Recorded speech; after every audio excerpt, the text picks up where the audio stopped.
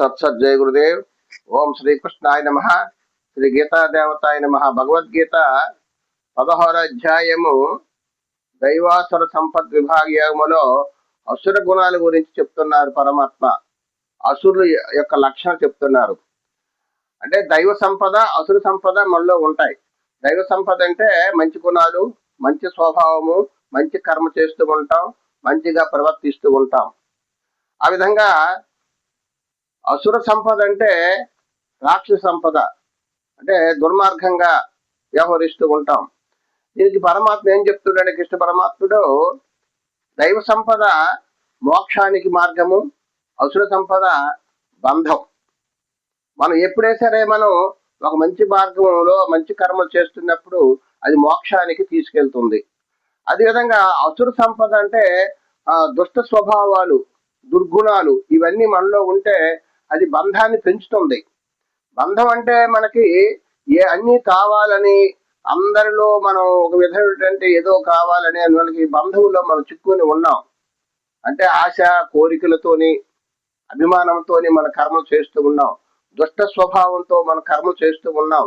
ఏదో సంపాదించాలని కానీ, ఏదైనా ఐశ్వర్యం కావాలని, పదవి కావాలని, అనేక రకాలైనటువంటి ఈ ఐశ్వర్యం కావాలని మనం అనుకుని దుష్ట స్వభావాలతో మనం ఉంటాం. అటువంటి వారు బంధములో చిక్కుకొని బంధానికి వెళ్తున్నారు. ఇంకా బంధం పెరుగుతూనే ఉంటుంది. మనం ఎప్పుడైతే దాని మీద ప్రీతి లేకుండా, ఆశ లేకుండా, కోరిక లేకుండా కర్మ చేస్తామో అప్పుడు మాత్రము వారికి మోక్షము కలగడానికి అవకాశం ఉంది.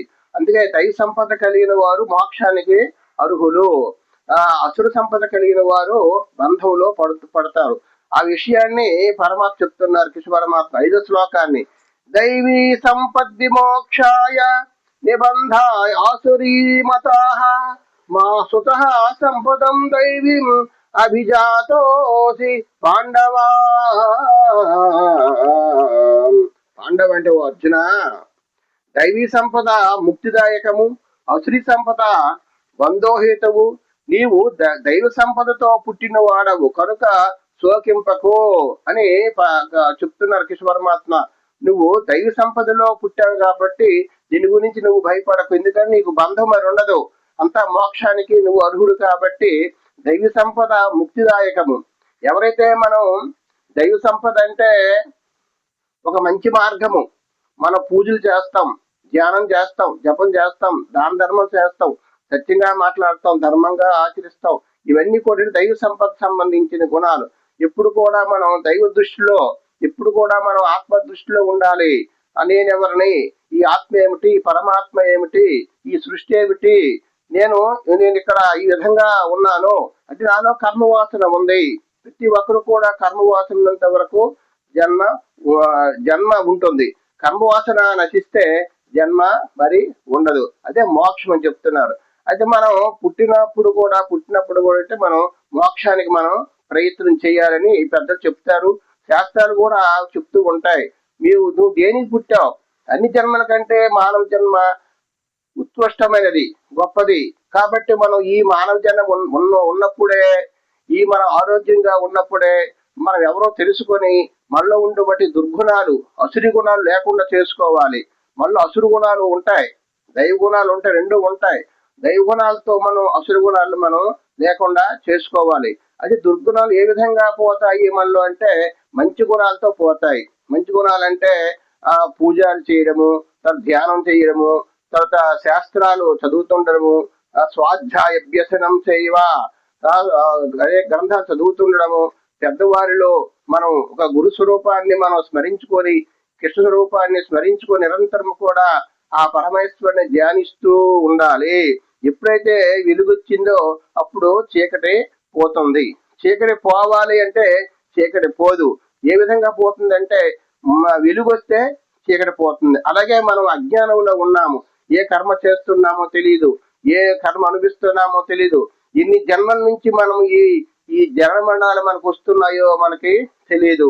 జన్మరహితం కావాలంటే మనం ఒక దైవ మార్గానికి వెళ్తూ ఒక గురు స్వరూపాన్ని స్మరిస్తూ, గురువుని ఆశ్రయించి, గురు స్వరూపాన్ని, గురు తాలూకా మంత్రోపదేశం పొంది, గురునామాన్ని స్మరిస్తూ, దైవనామాన్ని స్మరిస్తూ నిరంతరం కూడా ఈ మార్గములు ఎవరైతే ఉంటారో అటువంటి వారికి ఈ అసురు గుణాలు పోతాయి. అసురు గుణం పోవాలంటే దుర్గుణాలు పోవు. ఎందుకంటే మనం మంచి మార్గానికి వెళ్తూ ఉంటే అవే ఆటంతలు అవే పోతూ ఉంటాయి. కాబట్టి ఏం చెప్తున్నారంటే దైవ సంపద కలిగిన వారు మోక్షముకి అర్హులు, అసురు సంపద కలిగిన వారికి బంధం. మన బంధంలో చిక్కుని ఉన్నాం. ధారేషణ, పుత్రేషణ, ధనేషణ, ధనం కావాలని, పుత్రులు కావాలని, అనేక రకాలైనటువంటి విషయ వాసనలు మనలో ఉన్నాయి. అనేక రకాలైనటువంటి దుష్ట స్వభావాలు మనలో ఉంటాయి. దుర్గుణాలు ఉంటాయి. అసూయ, ద్వేషము, ఈర్ష, కామ, క్రోధ, లోభ, మోహ, మద మత్సరాలన్నీ కూడా మనలో ఉంటే, ఒకవేళ ఉంటే, అందరికీ ఉండాలని లేదు, లేని వాళ్ళు ఉన్నారు, ఉంటే అని చెప్తున్నారు. దైవ సంపత్తి గుణాల్లో కూడా మనము మంచి గుణాలు ఉంటాయి, చెడు గుణాలు ఉంటాయి. కాబట్టి మనలో ఉండేటువంటి చెడు గుణాలు ఉంటే మనం దాన్ని శుద్ధి చేసుకోవాలి. శరీరాన్ని ఏ విధంగా మనం సబ్బుతో స్నానం చేస్తున్నామో మలినం పోవడానికి, ఆ విధంగా మన మనసులో ఉండేటువంటి దుర్గుణాలు, దుష్ట వాసనలు, అవన్నీ చెడు స్వభావాలు, చెడు సంస్కారాలు. మనలో ఏ సంస్కారం ఉంటే ఆ విధంగా మనం కర్మ చేస్తూ ఉంటాం. మనలో మంచి ఆలోచన నుండి మంచి సంపద ఉంటే అది ఆ రంగా మనం కర్మ చేస్తుంటాం. ఆ విధంగా మనం అనుభవిస్తాం, శాంతియుతంగా ఉంటాం, పరమశాంతంగా ఆనందంగా బ్రహ్మానందాన్ని పొందుతాం. దైవ సంపద కలిగిన వారికి. అసుర సంపద కలిగిన వారికి ఎప్పుడు కూడా ఏంటంటే అసూయతో, ద్వేషముతో, అహంకారముతో, డాంబికముతో, దురభిమానముతో ఎప్పుడు ఉంటారు వారు. ఎప్పుడు చూసినా సరే దురభిమానంతో, అహంకారంతో మాట్లాడతారు, పౌరుషంగా మాట్లాడతారు, అభిమానంతో, దురభిమానంతో ఉంటారు. ఇవన్నీ కూడా దైవ సంపద. సంపద అంటే ఐశ్వర్యం సంపాదిస్తున్నాం, మనం ధనం సంపాదించాం, ఖర్చు పెడుతున్నాం. ఆ విధంగా అనేక రకాలంటే సంపదలు ఉన్నాయి మనిషికి. ఆ సంపద ఇది కూడా దైవ సంపద, అవసర సంపద. అవసర సంపద అంటే చెడు గుణాలు, దైవ సంపద అంటే మంచి గుణాలు. మనలో మనం ఏం సంపాదించాం అంటారు కదా, నువ్వేం సంపాదించావురా అంటాం, నువ్వేం సంపాదించావు అంటాం. ఆ విధంగా సంపాదించాం మనం. ఎవరు ఎలాగ మనం సంపాదించడం కాదు, అది ఎప్పటి నుంచో ఎన్ని జన్మల నుంచి మనకి సంపద వస్తుంది. దైవ సంపద, అవసర సంపద, ఈ రెండు కూడా మనకు వస్తూనే ఉన్నాయి. మనకు తెలియదు. మనం ప్రవర్తిస్తుంటే మనం ఆ స్వరూపంలో ఉండిపోయి ఇదే నిజం అనుకుంటున్నాము. అభిమానంతో, దురభిమానంతో, దుర్గ స్వభావంతో, అహంకారంతో, డాంబికంతో మనం వ్యవహరిస్తుంటే ఇదే నిజము, ఇదే సత్యము, ఇందులో ఆనందం ఉంది అనుకుంటున్నాం. ఎప్పుడు కూడా విషయాదులందు ఎప్పుడు కూడా ఆనందం ఉండదు. ఎప్పుడైతే మనం విషయాదులు విరక్తి కలుగుతుందో, త్యాగేనేకే అమృతత్వ మానస అన్నారు పెద్దలు. త్యాగం వల్లే అమృతత్వం పొందుతాము, త్యాగం వల్లే ఆనందాన్ని పొందుతాం. కాబట్టి మనం మన బంధానికి వెళ్ళాలా, మోక్షానికి వెళ్ళాలా గ్రహించి వివేకముతో జ్ఞాన స్వరూపులై మనం మనలో ఉండేటువంటి అజ్ఞానాన్ని, అసుర స్వభావాన్ని పోగొట్టుకోవడానికి మనం సాధన చేస్తూ ప్రయత్నం చెయ్యాలి. హరి ఓం తత్సత్. జై గురుదేవ్.